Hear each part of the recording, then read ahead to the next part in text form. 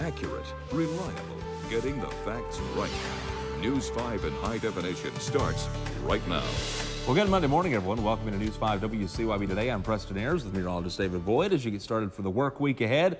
A hot day ahead of us right now and looks like a dry day for us as well. Not too bad at all. Temperatures this morning are in the upper 50s to low 60s, so we're in the comfort zone. 59 in Elizabethton, also 59 in Jonesville. A little bit of fog in spots, nothing too dense though being reported, and hardly a cloud in the sky over northeast Tennessee and southwest Virginia. Later on today, we'll see some fair weather clouds, then a couple of stray showers with a chance of rain today, only 20%. So most of us saying high and dry on this Monday, and it is going to be heating up fast. 82 at noon, a high of 88 today. The light breeze out of the west, so we could tie or even break the record high, which is 88 set back in 1962. But after that, we're going to start to cool down as some rain chances ramp up. We're going to be looking at where this moisture is going to be coming from here in just a bit. There's a lot of it headed away too, looks like. So Yep. David will see in a couple of minutes.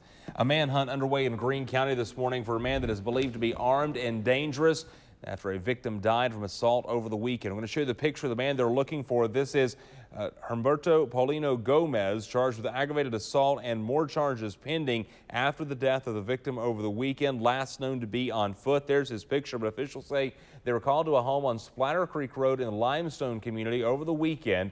And that's when they say they found a woman that had been assaulted and there was unconscious and taken to the hospital. Another victim, a man, had no visible injuries from his assault, but now they are looking for Gomez this morning, considered armed and dangerous. Officials say if you see him, don't contact him. Call police immediately. The latest now from an Amber Alert issued last night in Virginia, where Roanoke police are looking for an missing and endangered juvenile. They're looking for 16-year-old Deandra Amaya Davis. They say she was taken from a relative's home by 18-year-old Cameron Gill Williams. Roanoke police say they do have reason to believe that she could be in danger. They say Williams currently wanted on warrants that are not related to this incident. Williams and Davis do know each other. He is known to drive an older model green Jeep Cherokee. A man is dead after drowning trying to save his wife in Carter County over the weekend. Officials say it happened near the Wilbur Dam. Crews on the scene telling us that a husband and wife were fishing when the woman got into deeper water. Her husband and some bystanders then tried to help her, and that's when the husband drowned. She was taken to the hospital. The man's body recovered a little before 6 o'clock last night. James Heaton with the rescue squad saying this is an important reminder to follow safe practices when you are near the water. This river is extremely cold and it's very hard to swim in the water. It's very easy to be overtaken by the extreme cold water. So, you know, tiring out, cramping, all the normal dangers associated with water are enhanced by the cold temperatures of the Watauga River. The victim's name has not been released. Also, no word on the woman's condition this morning. We know the name of a person killed in a wreck on I-81 in Washington County, Virginia over the weekend. Virginia State Police say 54-year-old Carl Parks of Abingdon was traveling behind a tractor trailer that had stopped for slow traffic because of a previous crash. They say Parks didn't stop and rear-ended the back of the tractor trailer and died at the scene. State Police say he was not wearing a seatbelt. The driver of the tractor trailer was not hurt. A motorcycle driver dead in Greene County after a crash there over the weekend. The Highway Patrol saying 47-year-old Ronald Johnson of Greenville was traveling on U.S. Highway 321 near Fallen Bridge Lane. They say went across the road and into a ditch and was thrown off the bike. The report says Johnson had been drinking. He was wearing a helmet. Bristol, Virginia City Council members holding a workshop over the weekend talking about the city's budget proposal. It's another step in the process of a story that we've been following now for several weeks.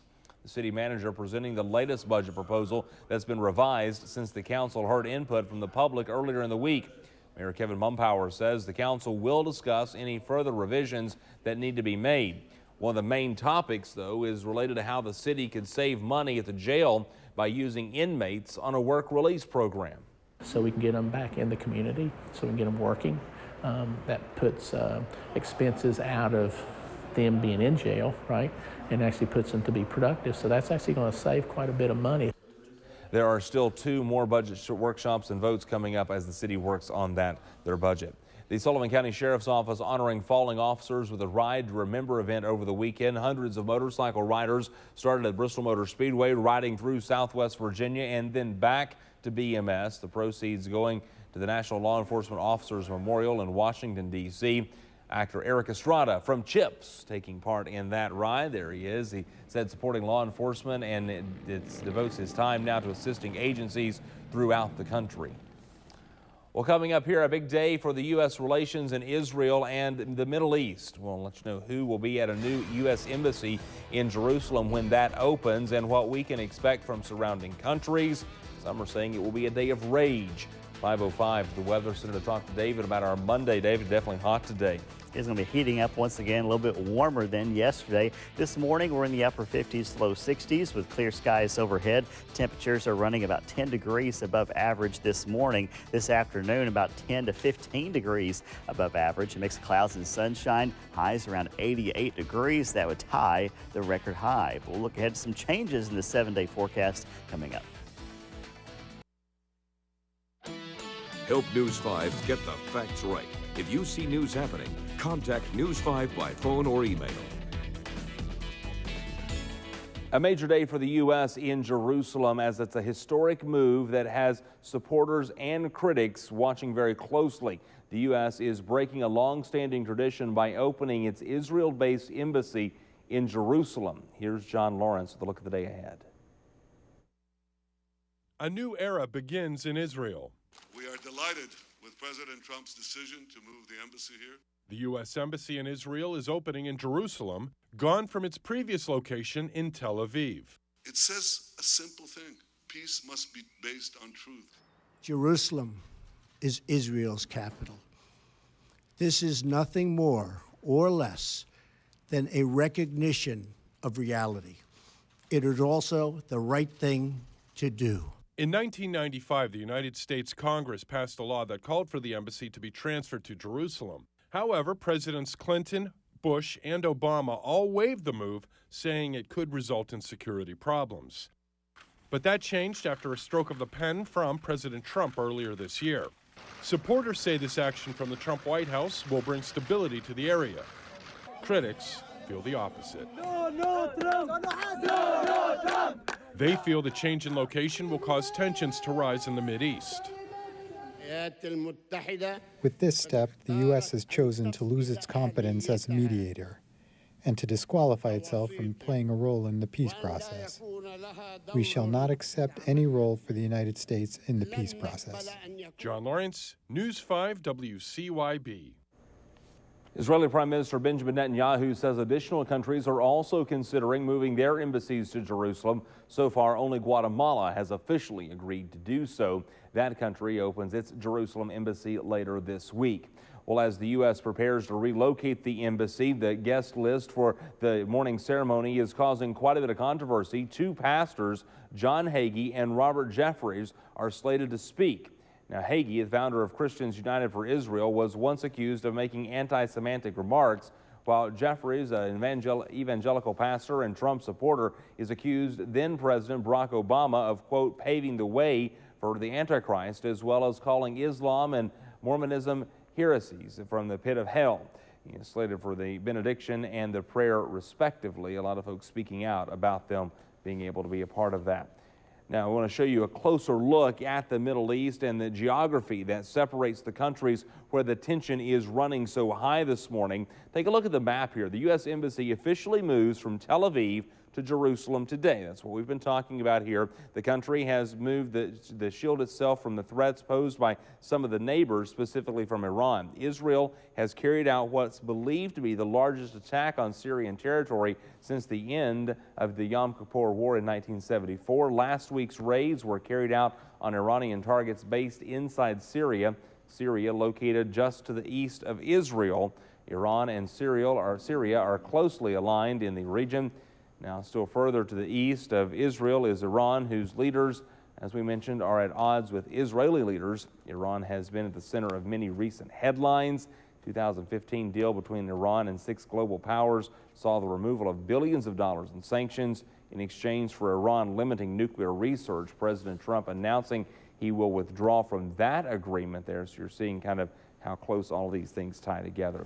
Iranian president announcing that his country would stick to the nuclear deal despite the withdrawal of the United States from that landmark accord. The Iranian president saying if the 5 other signatures to the 2015 deal ensured that Iran continued to enjoy benefits from the deal, it would not fall apart, even though America and Israel want the opposite to happen.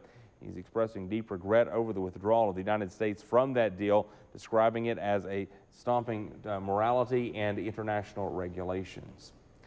David's here now. Let's talk about our weather, and the sun will be up now in just over an hour and looks like a pretty good day ahead of us, David. Not too bad at all. Starting off in the upper 50s in the Tri-Cities. We'll be at 64 by 8 a.m. and we'll see a mix of clouds and sunshine. Rain chances pretty low today, but they're going to be inching up every day all the way through Friday as we're tracking an area of a low pressure over the Gulf of Mexico. That's going to bring in a lot of Gulf of Mexico moisture. It's going to meet up with the front to our north. It's going to help to squeeze out that moisture. I'll show you how much rain we're expecting after the break.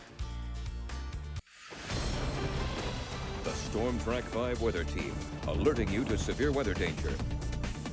It was a very warm Mother's Day with a high of 86 degrees, about 10 degrees above average, but shy of the record of 91. It's back in 2014. The low was 57 degrees. We're pretty close to that this morning. As we look ahead, though, to our next weather maker, we'll be tracking a weak front just slowly settling to the south over the next few days. But it's going to be meeting up with a lot of moisture coming in from the south, and that's going to help to produce these scattered showers and storms, the chances going up, especially during the afternoon and evening. But we're also tracking this area of low pressure over the Gulf of Mexico. There's a 40% chance that it could become a tropical or subtropical low over the next few days as it drifts to the north. Now, either way, the impacts from the wind is going to be very minimal. The main impact is all the moisture that it's going to be bringing in, especially across Florida in the next few days. 4 to 5 inches of rain through Friday. Further to the north, some very heavy rains across Georgia and the Carolinas, especially western Carolinas, 3 to 5 inches of rain through Friday night. And then closer to home, northeast Tennessee, southwest Virginia, at this point looks like around 1 to 2 inches, but again, locally more, especially mountains of western North Carolina. Our severe threat tracker elevated the next few days, near record heat today. Those rain chances are going to be ramping up, and also the humidity levels.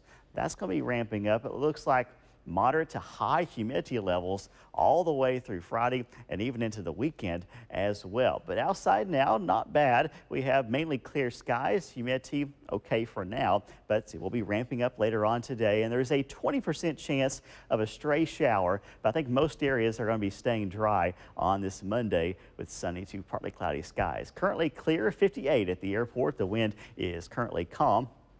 Later on today, just a very light breeze, and look at these highs soaring into the mid to upper 80s. A few spots could touch 90 degrees. Then tonight, mild again, around 60 to 65. So here's the big picture, watching a couple showers well to our north, but there's that area of low pressure that's spinning to the west of Tampa, already bringing in quite a bit of rain across the Sunshine States, and they could use it. It's been pretty dry across Florida, especially South Florida. So we track this into the future. Notice how it's going to be drifting to the north, helping to bring in that moisture. The front to our north, helping to bring in the enhancement of the rain, and that's going to be lasting all the way through the week. So we track it into the future on our local future track for today. We'll see a small chance of a shower tonight, partly cloudy skies, and then tomorrow there's that better chance, 40% chance of the scattered storms during the afternoon. Highs tomorrow not quite as hot in the low to mid 80s, and notice the cooling trend down to 84 on Wednesday, and then by Thursday 82 degrees in the Tri-Cities, even cooler southwest Virginia. Before today, close to that record high set back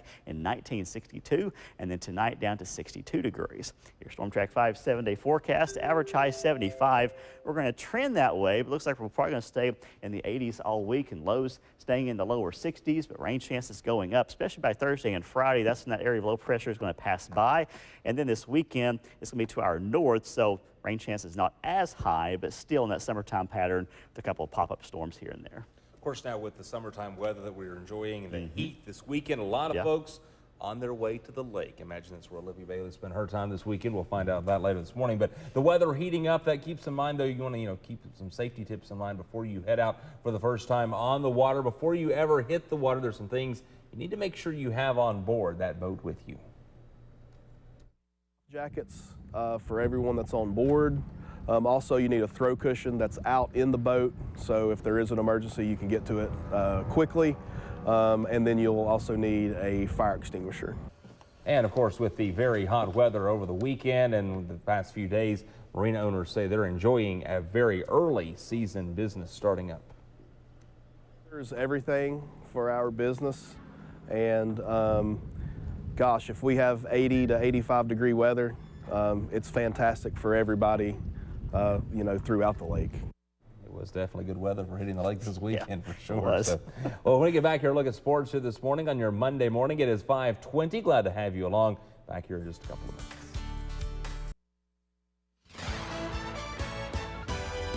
ETSU baseball team had a 3-game winning streak snapped on Saturday by Furman, but the good news was the Bucs still had a chance to take the series from the Paladins with a win on Sunday afternoon. It was senior day as well as Mother's Day, and 10 seniors hauled in first pitches from their moms before the game, but another sluggish start for ETSU would do them in. Picked this one up in the second inning with 2 outs. Sims Griffith flares one in between second and first. No one gets to it. That scores a run and extends the inning. Next batter, Ben Anderson. He triples to right center. Put the Bucs down 3-0.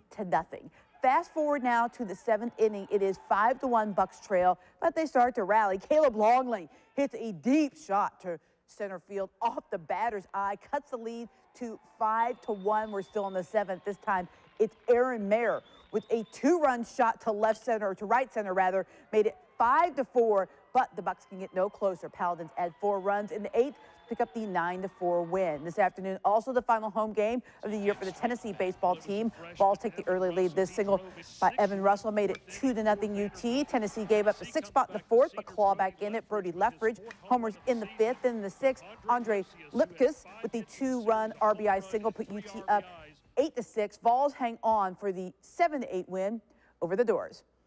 And that's a look at sports on a Monday morning. Enjoy your day. Thank you, Heather. Moms everywhere celebrating a special day on Sunday, and especially at the Major League ballparks. Special day for everyone's life, in front and center of the 15-game schedule for MLB. Everything from bases to uniforms decorated for the occasion. The infamous pink hats worn by all 30 teams, including the managers. There you see a couple of examples there. Players donning pink batting gloves and using pink bats, and even wore some pink cleats, some of which will now be auctioned off to help support breast cancer research. The Boys of the Summer are honoring the real MVPs, their moms, while contending for wins there on the diamond. Head to the Weather Center now, and I think it was a pretty good winning day for Mom out there yesterday, David. Great weather, and that's going to continue in to start the work week as well. It's spilling into Monday. Smooth sailing this morning. Very little fog, and temperatures starting in the 50s and 60s. Highs today in the 80s. Good deal of sun. Very small chance of a shower. Traveling today near 90 in Greensboro and Roanoke and Knoxville, 91 and 80 in Bluefield later on this afternoon. We'll look down the road coming up.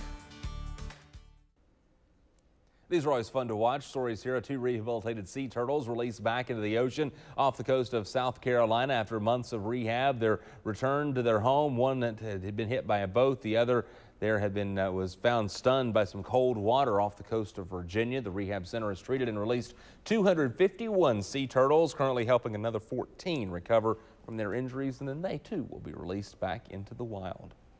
Almost 5:30 as David steps back in for another check of the forecast. We're dry today, it sounds like, but then that'll change later in the week. But today's forecast looking okay. It is looking pretty good this morning. We're in the upper 50s to low 60s. We're going to be heating up fast. 64 at 8 o'clock, 69 at 9 a.m. And then highs this afternoon around 88 degrees. And that would tie the record set back in 1962. And even this evening, we're still going to be in the upper 70s to low 80s. That summertime weather pattern continuing. Rain chances will be ramping up over the next few days. We'll have more of the forecast in about 60 seconds.